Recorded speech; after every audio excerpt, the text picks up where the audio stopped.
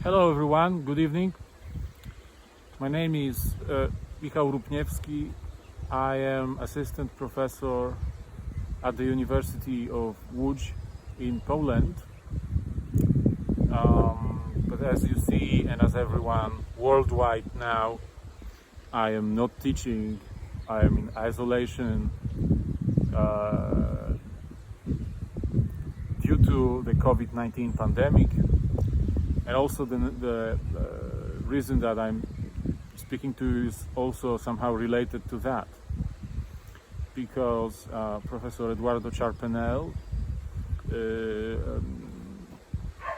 asked me to deliver a lecture for the class philosophical anthropology, and we perceive it, let's say, as an act of solidarity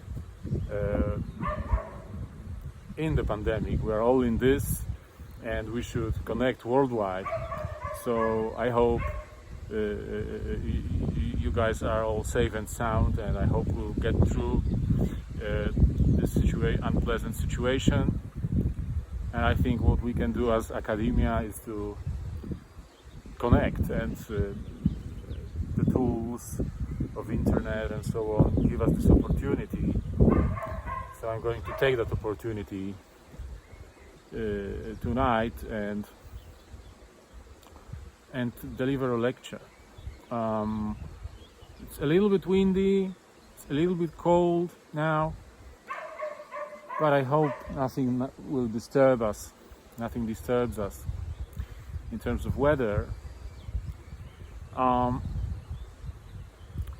So my topic will be philosophy of human action, developed by Karol Wojtyla.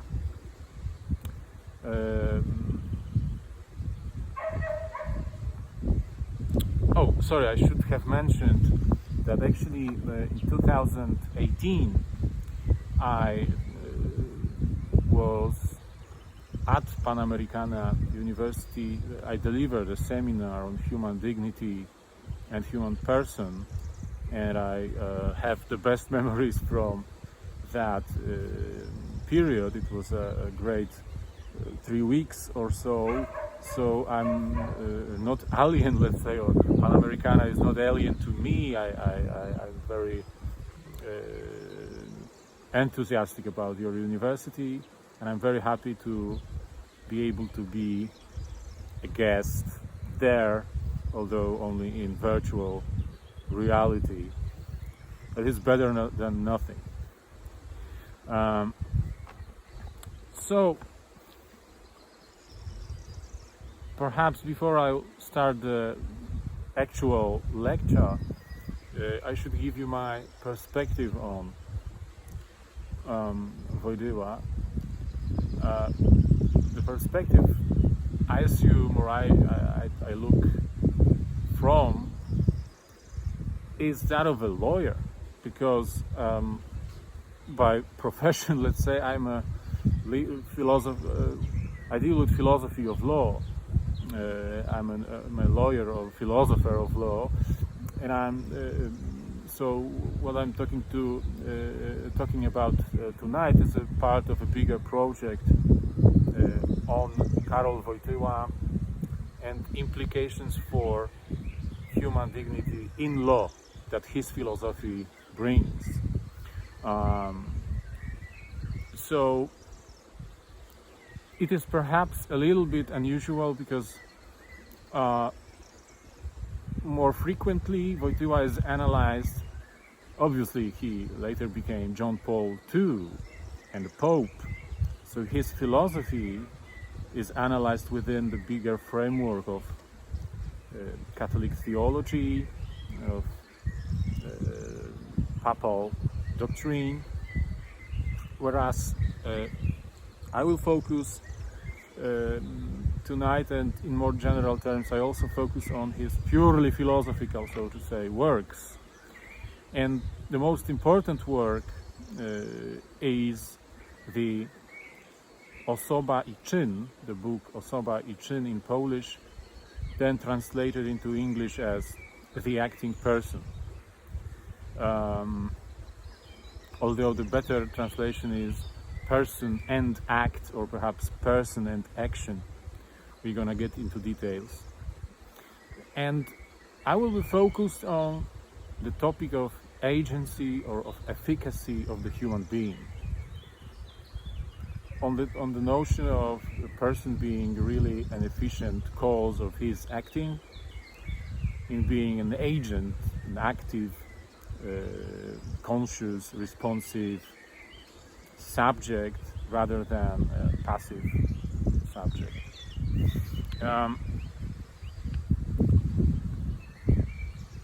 First, I should perhaps give you a note about the general context that the work Person and Action emerged from. So, Karol Wojtyla was at the time of writing, of completing the work, was a cardinal of the Catholic Church and a professor at the Catholic University of Lublin. And in general, one may say that in the 70s, because the book was completed published in 1969, and broadly speaking, the late 60s and early 70s is a very, somehow, a good period for Polish philosophy, in particular for Polish philosophical anthropology. To name just two other examples, Roman Ingarden, a little bit older than Wojtyla, disciple of Edmund Husserl, wrote a very important paper, über die Verantwortung ihrer ontischen Fundamente. He wrote in German in the 1970s, where he was discussing the notion of human freedom. What is the ontological requirements of human freedom, and how human freedom is related to responsibility.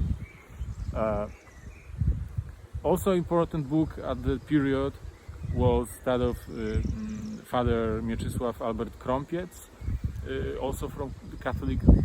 Professor Roman Ingarden, at the time he taught at the Jagiellonian University in Kraków, while Professor Krąpiec taught at the University of Lublin. And his book, Man, Ja, Człowiek, was published in 1973. It was very comprehensive, very metaphysical book about the human being, but also concentrated somehow on freedom, on responsibility, and that's exactly what Wojtyla is focused on, and he has in the background somehow these ongoing discussions in Poland in the late 60s, early 70s, about the human freedom and responsibility. And that's perhaps, I don't know what's the reason, but you must know that those philosophers coming from either Thomistic philosophy, like Father Krąpiec, who was a Thomist, or like Roman Ingarden, he was a phenomenologist, they were somehow oppressed, actually, in the communist Poland. There was no freedom of doing philosophy, but some people, as you can see, were able to make philosophy outside Marxism. There were, of course, Marxist anthropologists too, but I'm not going to talk about them. Wojtyla is somehow, we will see that also in due course, he is also in a way between Thomistic philosophy, between philosophy of Aquinas and phenomenology. So therefore, Ingarden and Krąpiec are also like his companions of these discussions. He also certainly discussed with them his ideas. and vice versa.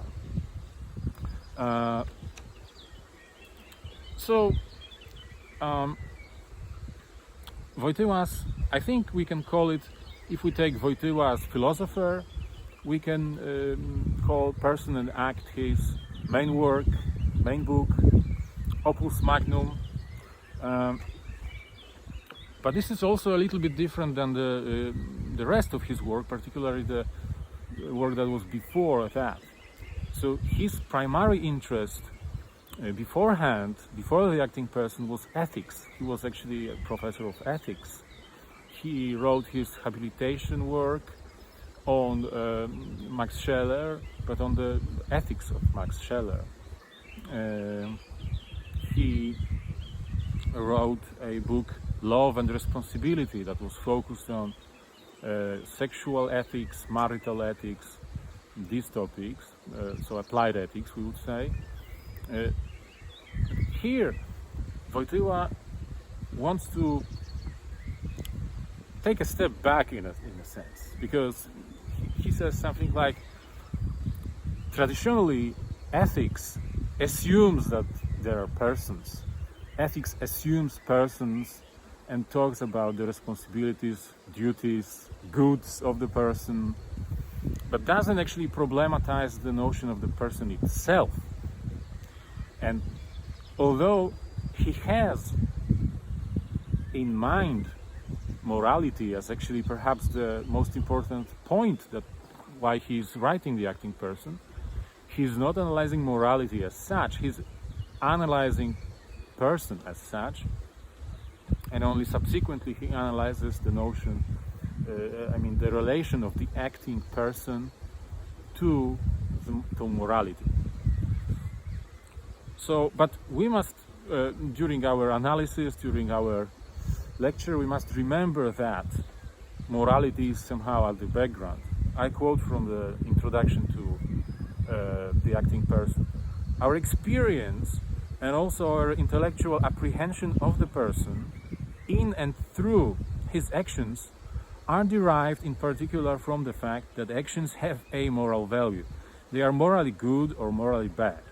Morality constitutes their intrinsic feature and what may be viewed as their specific profile, which is not to be found in acting that assumes agents other than a person. Only the acting in which the agent is assumed to be a person has moral meaning or moral significance. So, as we see, Wojtyła introduces the notion of the person as essential prerequisite of morality as such.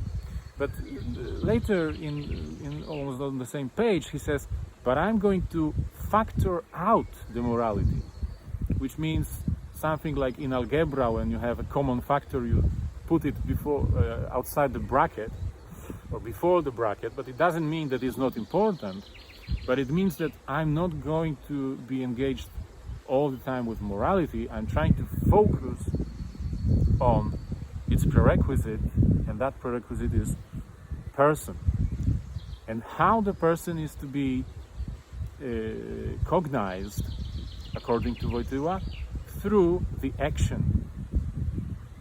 So, not through metaphysical speculation, not through revelation perhaps, not through different sources, but through the experience of actions.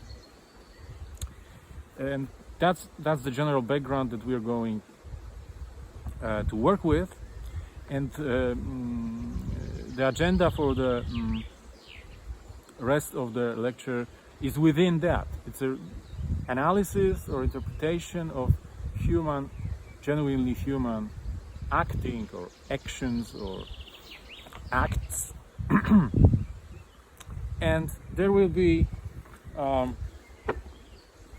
4 main topics. I'm sorry, it's a little bit lame, but I don't have any other tools. So first, we're gonna reflect on the place of Wojtyła's philosophy within philosophy of being, which is traditional metaphysics, and a philosophy of consciousness, particularly of phenomenology. Then we're going to talk a little bit of his method, of his own method of cognizing the person. Then there will be analysis of what's the most important elements in the acting person, which is agency or efficacy, and then transcendence and fulfillment. So that's the plan.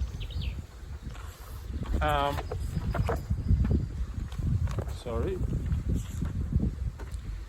First, as I mentioned already, Karol Wojtyla was somehow in between two streams. The first is traditional Aristotelian Thomistic metaphysics, the philosophy of being, that looks at the world from the objective perspective.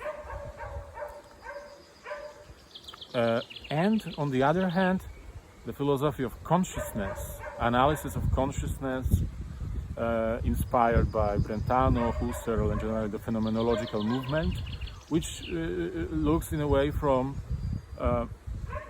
subjective perspective. And although Wojtyla, in one of his important works after the acting person, subjectivity and the irreducible in man or in the human being, he says that the two perspectives, although they are historically opposed to each other, in the sense that some Thomists hate phenomenologists and some phenomenologists hate Thomists, so to say. He actually thinks the two perspectives should be integrated. So there is no fundamental opposition between Thomism and between phenomenology, of course, only insofar as one and another are properly or understood in a certain manner. As Wojtyla says in the essay Subjectivity and the Irreducible in the Human Being, published a few years after the acting person, he says about this objectivist Thomistic metaphysics on the one hand and on the phenomenology on the other hand. He says, I am convinced that the line of demarcation between the subjectivistic or idealistic and objectivistic and realistic views in anthropology and ethics must break down, and is in fact breaking down, on the basis of the experience of the human being. This experience automatically frees us from pure consciousness as the subject conceived and assumed a priori, and leads us to the full concrete existence of the human being, to the reality of the conscious subject. So what Wojtyla says here is that if we look without bias at the human person, at the human being, we have to assume, or we have to take the two into one. We have to integrate the philosophy of being and a philosophy of consciousness.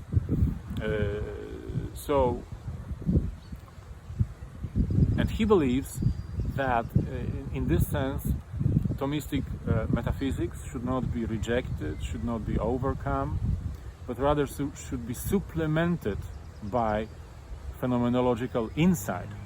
But on the other hand, the phenomenological insight cannot be absolutized. It's not only consciousness without reference to reality that we are analyzing. We are analyzing consciousness, personal consciousness or experience as related to reality. And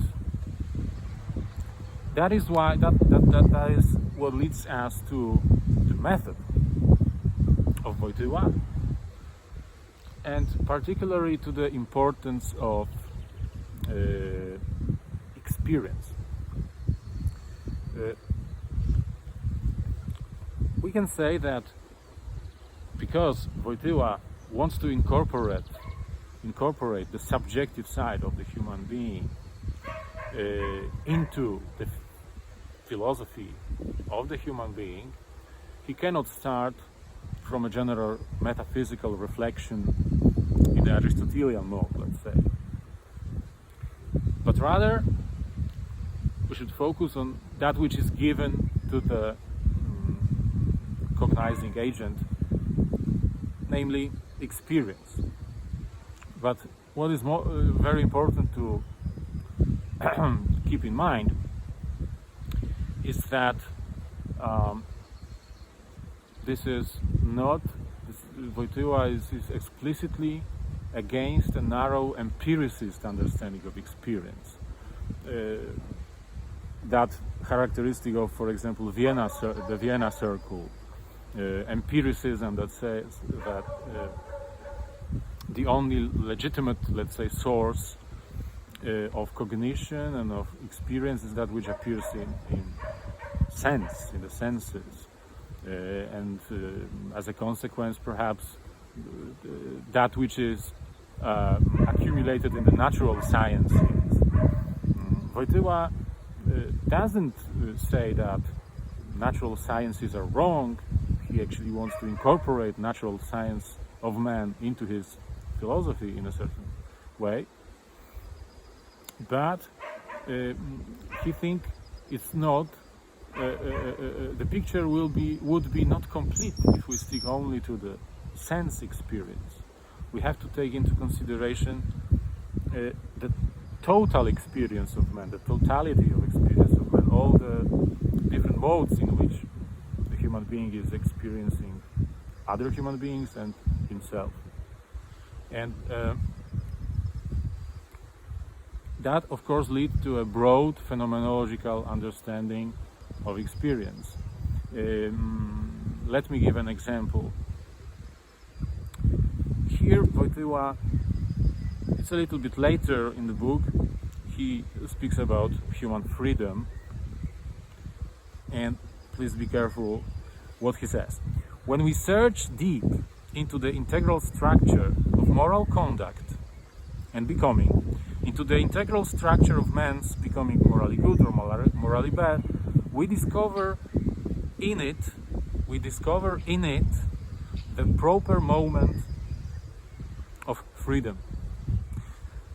We discover in it the proper moment of freedom. Moment is here understood in the phenomenological sense, in the structure of man's becoming morally good or bad. Through his actions, freedom manifests itself most appropriately.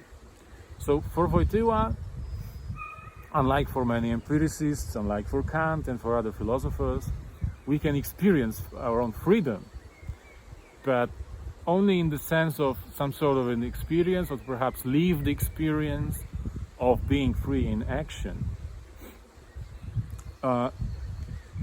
which boils down to some sort of inner experience. So instead of sticking only to the sensual sense experience of the external world, Wojtyla acknowledges internal experience as a source of knowledge about the human person. Also, he doesn't problematize it, he doesn't talk too much about it, but he assumes that we can also somehow access the interior of other people. In friendship, in love, for instance, or perhaps in reading literature also, we have a special, perhaps a little bit mysterious access to other to the other person's somehow internal life. But he says if we really want to seriously talk about persons, we should all take all this into consideration. Also, what is important to bear in mind in the methodological aspect is that for Wojtyla, experience is always a sort of comprehension at the same time. He says there is nothing like purely sensual without any intellectual act. There is no experience without some sort of intellectual act in it, some understanding, some comprehension that is inherent to the experience.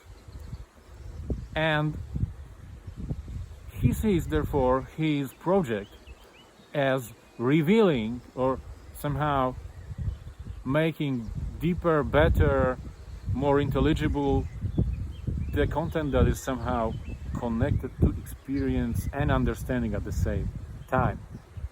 So he says also about a sequence of comprehension. So there is, let's say, some initial experience, initial comprehension, then there is philosophical interpretation of that experience, which somehow widens the perspective, makes us understand better the content of the experience, and as a result of that, we have, let's say, a better insight into the topic. So we have more adequate experience and more adequate understanding. So everything starts in experience, then it is somehow interpreted, analyzed by philosophical tools, and then it is, let's say, that which is somehow inherent in the experience itself is in a way revealed. So for example, when he talks about human spirituality,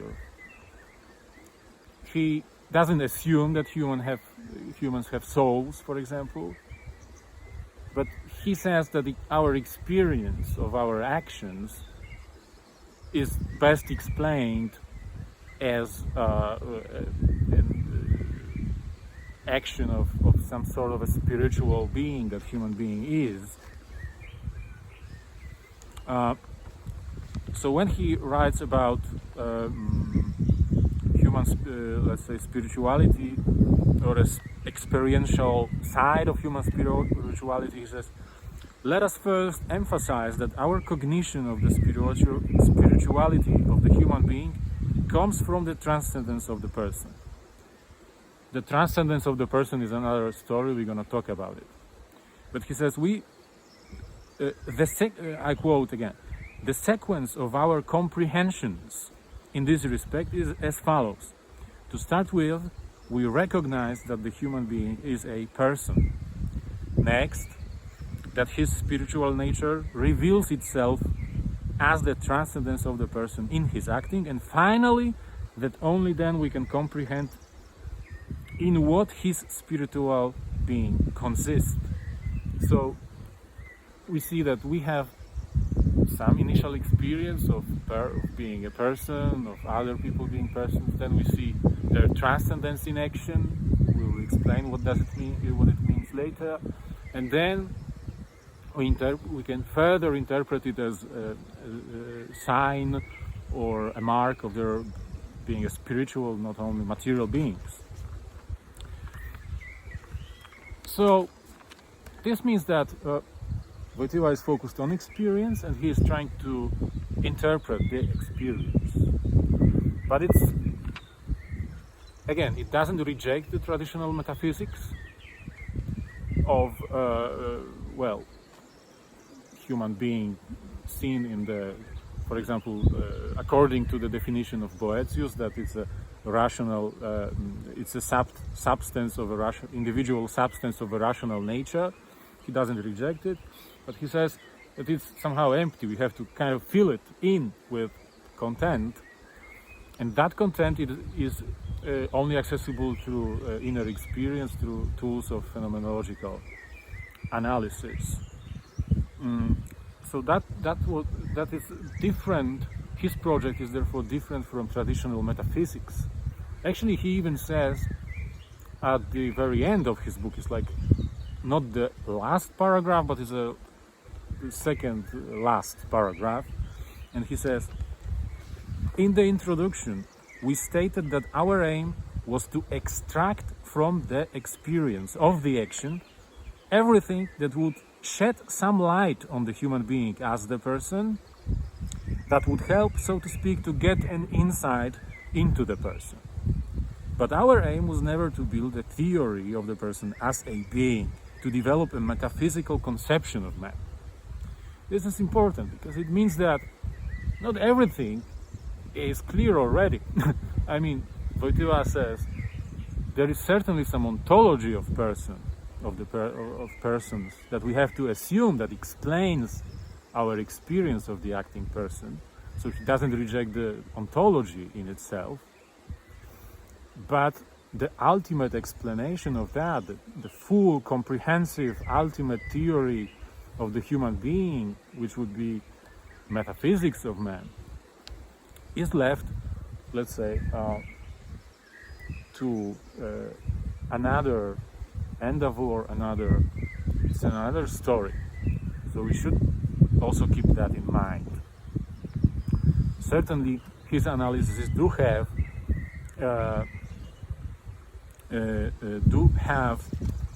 some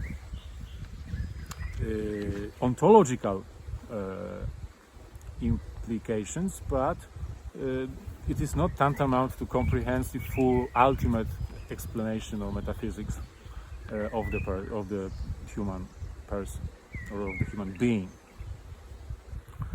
All right. So that being said, we can now move to the substance. Let's say. Let me remind you where we are. So we have talked about Wojtyla being somehow in between traditional metaphysics and phenomenology. We have also commented on his method, which is focused on experience. And now we're talking about the substance of his conception of the person, with a limited focus, as we have seen. And that substance is more rich. I don't have time to talk about everything, but what we're gonna talk about tonight is efficacy or agency of the person, and also transcendence of the person in action, which leads to fulfillment. And that kind of answers what human dignity consists in, according to Wojtyla, although, interestingly enough, he doesn't speak a word. He doesn't use the word he doesn't use the word dignity at all in the whole book. But certainly he had some conception of dignity in mind. I'm going to talk about. So let's set Wojtyla aside a little bit. Let's think what comes to our mind when we speak of action. What is action? There are different associations that can come to our mind. We can think of any sort of activity. For example, there is a dying bonfire, so I could stand up and try to start the fire again or something. Would that be action or not? How would it be different from me saving somebody's life, for example? Right? This is activity, but it's somehow different.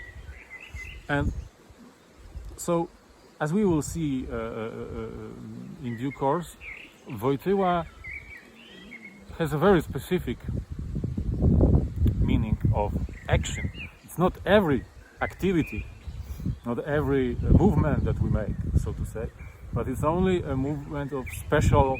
It's an activity with a special structure, with a special characteristics. For example, very often, if we read people in neuroscience, for example, cognitive science, or The Economist, or praxeology, like a theory of efficient action, we have a very different much broader meaning of action. Whatever I do, however I react to the external world, it can be called action. And as a consequence, it's not something very human, right? We hear the birds, I think, you hear them, they are also somehow acting, right? So it's nothing intrinsically human in action in this broader economic sense or praxeological sense. For example, Tadeusz Kotarbiński, another Polish philosopher from the 60s, he was like on a par in terms of time, like writing in the time that Wojtyla was writing also, so we can compare them. Tadeusz Kotarbiński from the University of Lodz developed a theory of efficient action, which he called praxeology or praxeology. And he was also writing about action, human action, what is human action. And he was, for example, thinking, is only humans who act, or maybe it's different animals too? And he says, it's not only human beings. He says, I quote from Kotarbiński from his treatise on praxeology, I am convinced that the chimpanzee which wills a stick to get a banana, the dog which takes a stranger's coat in its teeth, or the bird which puts the foot into the open beaks of its little ones, which is apparently something that happens upstairs, all of these perform center simple acts, and that in general animals do act and occasionally happen in their work to achieve a mastery often not easy to beat or not easy to equal.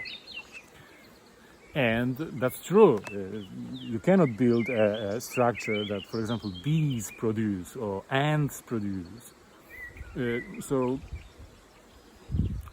if we look at the action from the side of efficiency, of reaction to the external world, of course, it's not only human that is agent in this sense.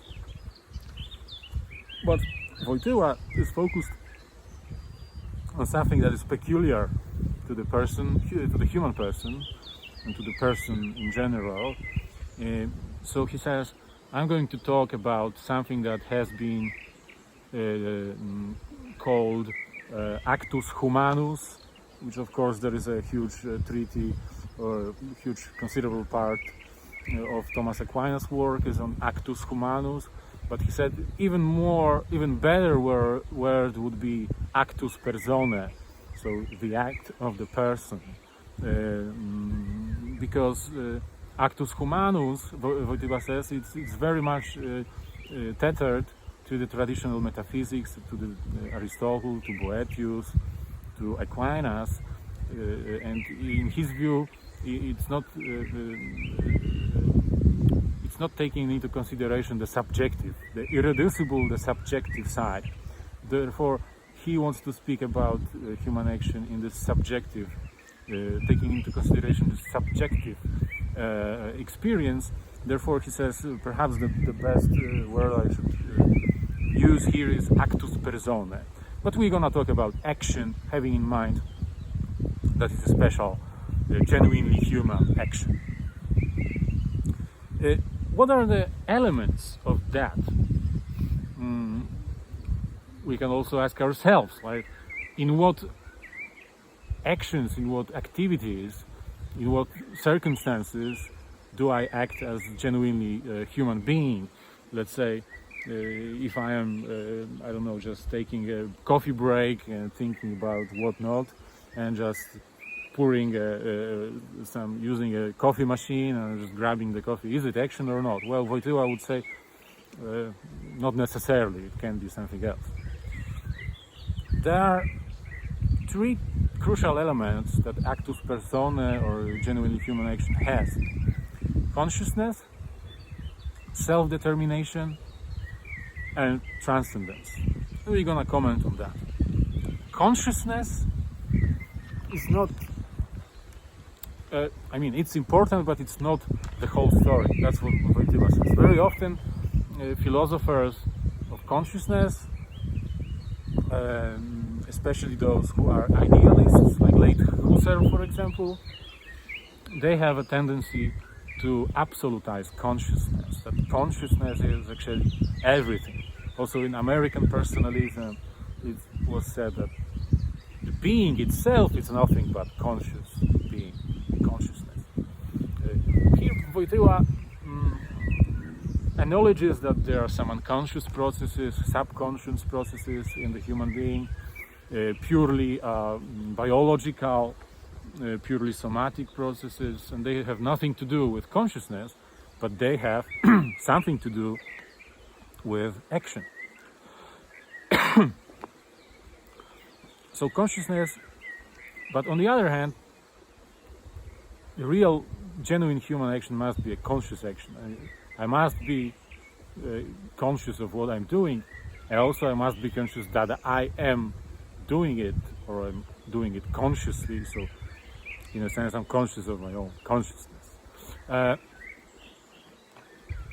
He says that consciousness is not the autonomous subject, so the human subject is not tantamount to consciousness, but consciousness has an important, very important role in the human subject. First is the mirroring function, so consciousness kind of reflects or mirrors everything, or not everything, but important things. For example, it mirrors action.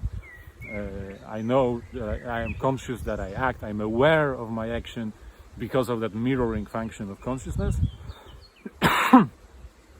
And on the other hand, consciousness has reflexive function.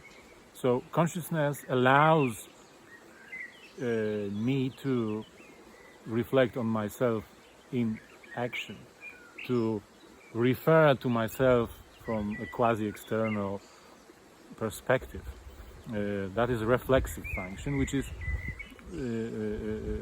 something that makes my experience my own experience, or experience of my own. But that's about it. Wojtyla doesn't actually engage with other conceptions of consciousness. He doesn't discuss it in its own sake, but only as a part, an aspect that is discernible in the, let's say, in the experience of action, also in the inner experience of action.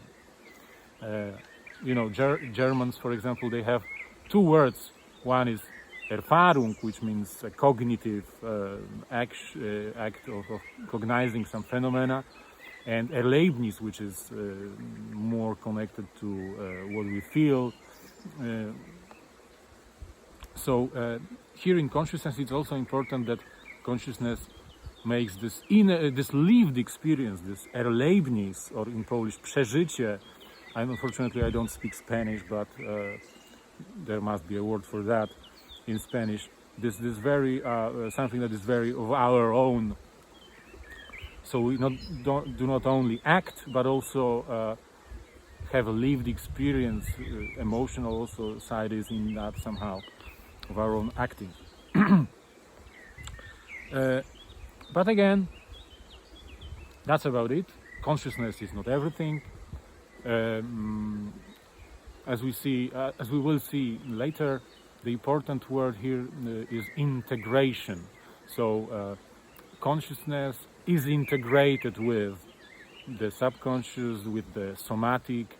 The human person is the concrete, live bones and blood and brain and soul and everything, like united somehow in the action.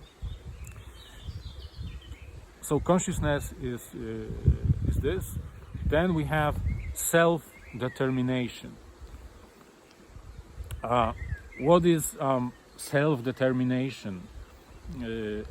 As we will see, it's something similar to what Kant, for example, or maybe Kant is not a good example, but what contemporary philosophers like Dworkin, for instance, Ronald Dworkin, would call autonomy.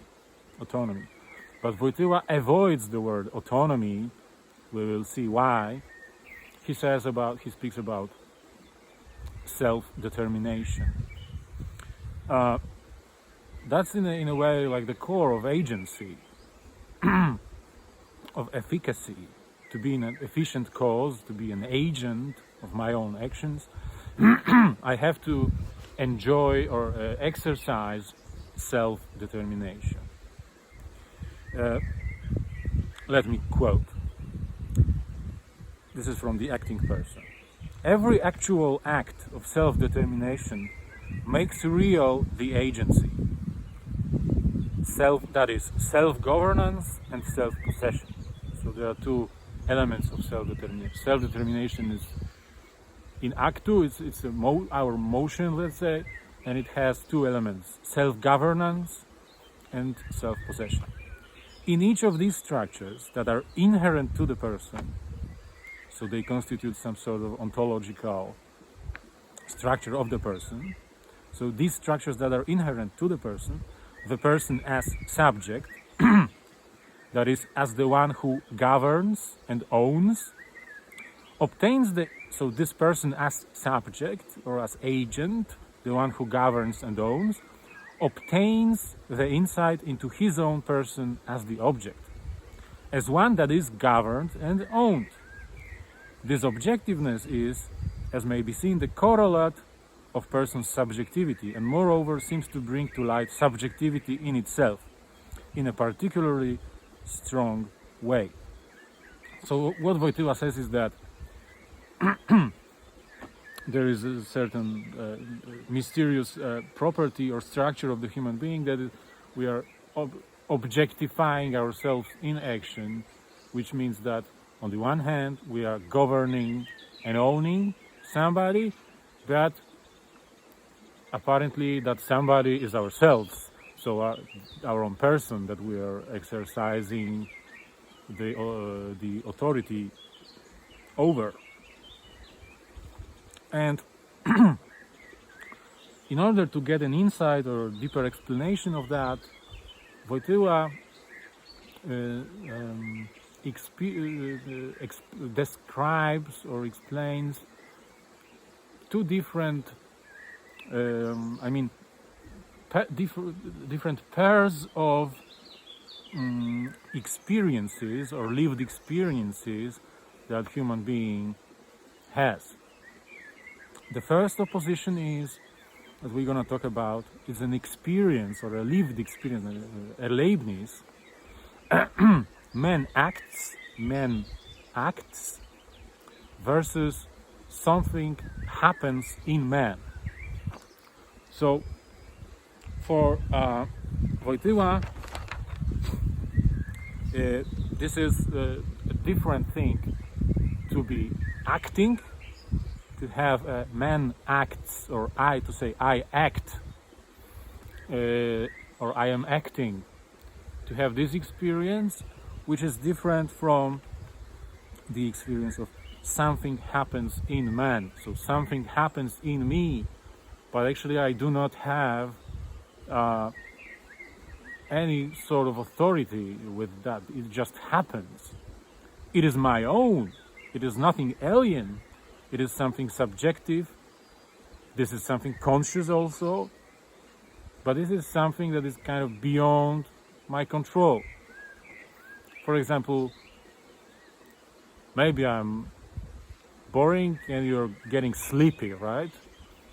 Or all of us are growing old, believe me or not, but we are all growing old. So growing old or getting sleepy they do have a structure. Something happens in man. So there is some process, but there is no control over that, no authority that the agent has. At least in experience. I mean, we can influence the way we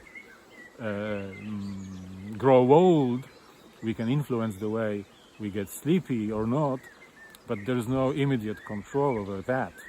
While in the man acts, in the action, there is the real agency of freedom, self-determination manifests itself.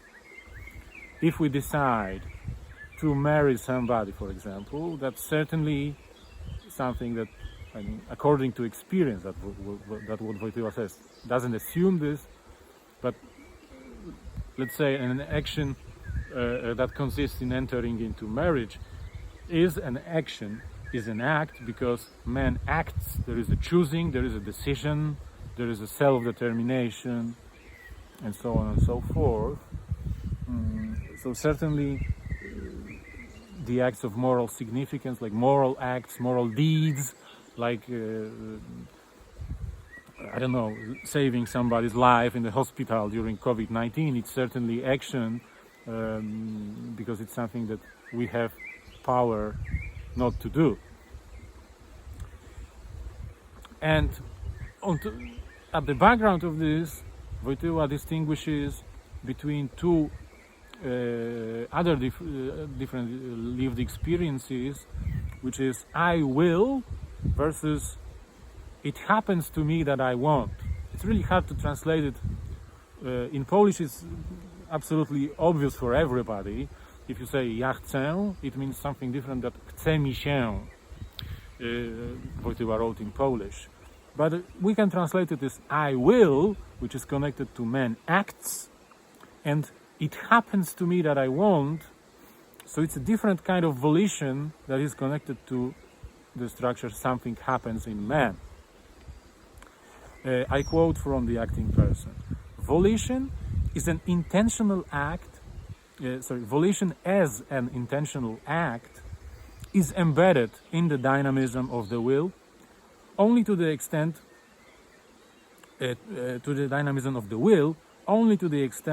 self-determination is contained in it. Introspection informs us of various types of volition that arise in man's interior life and are authentic intentional acts, but which are not embedded in the dynamism proper to the will. We may say that some kind of volition is happening in the subject, even when man does not will. It does not emerge with the experience I will. So if we stick to the example of taking a coffee break and going to a coffee machine, we don't have to even be fully conscious of that. We can talk about over a phone, for instance. We don't have to decide. There's no significance in it. We just do it. Let's say somehow it happens to me that I want to drink a coffee, but it doesn't mean that I will to drink a coffee. And the experience I will, as opposed to it happens to me that I want, points at this crucial, and we are, by the way, it's getting dark, and we are also we will be concluding soon, but this is the, let's say, the core. Self-determination points at self-possession and self-governance, meaning that we are our own, somehow exercise certain authority over ourselves in action. They point at transcendence of the human being. So he says, human being or the human person transcends itself in the action. What does this mean? He says it can have two meanings. One is vertical and the other is horizontal. So horizontal transcendence boils down to intentionality. So if I want to drink a coffee, or it happens to me that I want to drink a coffee, I'm somehow concentrated on that coffee. I intend consciously or half consciously to grab that coffee, for instance. That is intentionality, but this is not only there in love, for example. When I love somebody, I'm also somehow referring to that person in an intentional act. So that is vertical transcendence. Wojtyla says it's important, but even more important is horizontal transcendence. So the sorry, I mixed. The horizontal transcendence is that intentionality, because I transcend myself to the object that is outside of myself. But the vertical transcendence is tantamount to the structure of the human person acting, that in which the person kind of outgrows, or in a sense transcends himself. And that transcendence, that vertical transcendence, is connected to freedom. As Wojtyla writes, I quote, "The person transcends his structural boundaries through the capacity to exercise freedom, of being free in the process of acting, and not only in the intentional direction of willings toward an external object. This is not transcendent towards something, which would be horizontal transcendence, directed toward an object, value or end, but one within the frame of which the subject confirms himself by transgressing and in a way outgrowing himself." So the genuine freedom, that's what Wojtyla would say, the genuinely personal freedom in action, and therefore the real I will and the real man acts, would be,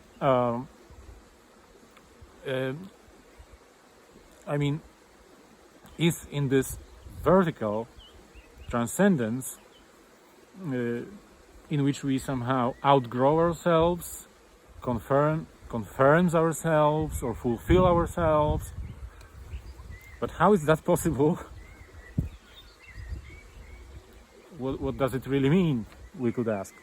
So it's not possible to explain without reference to truth. So Wojtyla says the genuine transcendence, the genuine action, the genuine freedom is not simply to choose. Let's say, it's not simply to want this, I want this, or I want that. For instance, I don't know, I want a cafe latte. I don't want an espresso, for instance. Well, that's important, of course, but it's not that which is the human act or human action. The human action, he says, is something that is performed in relation to the truth, which is somehow subordinated to the truth. What does it mean? It means that we are not only, when performing human actions, so let's take an example of marriage. If we decide to marry somebody, we are not doing that just because we want that somebody. Of course, I want you is also important, as many songs will say, but it's also we are choosing that somebody because of a certain truth, which is our relation, our love, whatever it means. Wojtyla, of course, had a whole theory of love, but it's not the point here. The point is that I'm not just entering into marriage because what not, but because there is some truth in our relation, there is some truth that we relate to. Or about moral truths, for example, I want to fulfill my duty, not because I just want it, but because it's a real duty. There is some rightness or truthfulness about this duty. So Wojtyla says truth it's a little bit mysterious from the logical point of view, but he says there is a normative force of truth. So truth, in a sense, obliges us or makes us responsible to that. We act having in mind that something is true and something is false. And that's what makes possible, according to Wojtyla, the vertical transcendence, which is characteristic of human acts, of human action. So action should be also discerned from activation. If I'm only activated by something, whatever inside me or outside me, I'm just in a way like a machine or something. But when I'm acting, I'm not a machine because I'm affirming the truth. That's the idea. And that leads to fulfillment. When fulfilling the actions, that's what also a little bit in Polish we say, I fulfill myself and I fulfill actions. In English it's awkward. We say I perform actions and I fulfill myself. But the idea is that through performing the actions, the agent is fulfilling himself, confirming himself in the relation to the truth. I don't know, maybe it's already too dark, but this is a sort of a table that explains all that. So in action, as opposed to activation, action is actus personae, actus humanus. So we have this structure of man acts, I will, and that leads to transcendence, relation to the truth, genuine freedom, and some sort of a spiritual aspect. While in activation, we have a structure of something happens in man, it happens to me that I want, and this is also human, this is also important, but this is natural processes. And what is down on this paper is integration. So Wojtyla says that all of this is not like two different people. When I'm drinking a coffee, taking a coffee break and drinking coffee, I am the same person who chooses to, I don't know, live and die for his own country or something, fight and die for his own country or something like that. So this is not two agents, two subjects. This is one integrated subject or one integrated person. So what is important here is the notion of integration, although I didn't plan to talk about it because it's another story. But that's a general picture of the acting person. And concluding, I must say something about what it means for human dignity, or what it means. Well, if Wojtyla is right that there is a fulfillment in performing action, genuine action, then there is also dignity in performing actions, that is, in acting in a self-determined, self-determination mode. And this is different from autonomy, because autonomy is like creating the law for yourself, right? That's the source, the etymology. But in self-determination is subordinated to the truth somehow, so I'm not creating anything myself, I'm rather responding to something that is somehow there. So that's important. But Wojtyla says precisely this has, or points at, particular value of the human action, which is different than moral value. He says the performance itself of an action by the person is of fundamental value, which we may call the personalistic or personal value of the action. Such a value differs from all moral values, which belong to the nature of the performed action and issue from their reference to a norm. The personalistic value, on the other hand, inheres in the performance itself of the action by the person, in the very fact that man acts in a manner appropriate to him. So the idea is moral actions are good because they are related to some good or to norm, they are right actions. But there is another type of action that is not related. The dog tells we should kind of finish. His name is Mango, by the way. Oh, you don't see him. Wait. Mango. So yeah, so I'm finishing, sorry. So there is a different sort of value in the action itself. It doesn't mean that bad actions are also valuable actions because they are morally wrong, but it means that it's different level. On one level, when I'm acting morally, there is some morality that I fulfill because of following a norm or realizing a good or something like that. But on the other hand, the performance of the action itself is of fundamental value because that confirms or fulfills the agent. And without agents, as we have seen at the beginning, without these moral agents, there is no morality.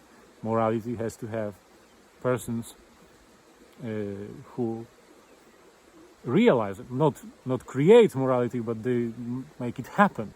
Morality happens because the persons act. So therefore, there is an inherent and a special sort of personalistic value to the action, and that's an undermining of human dignity in a sense, and that's what Wojtyla also as John Paul II stressed so much, and also earlier in the Love and Responsibility. This is all somehow under an underpinning is that notion of human action, self-determination, and fulfillment, and truth. All right, thank you very much. It's getting kind of dark. So all the best. I'm sending my best wishes to Mexico. Thank you very much for your attention, and good night.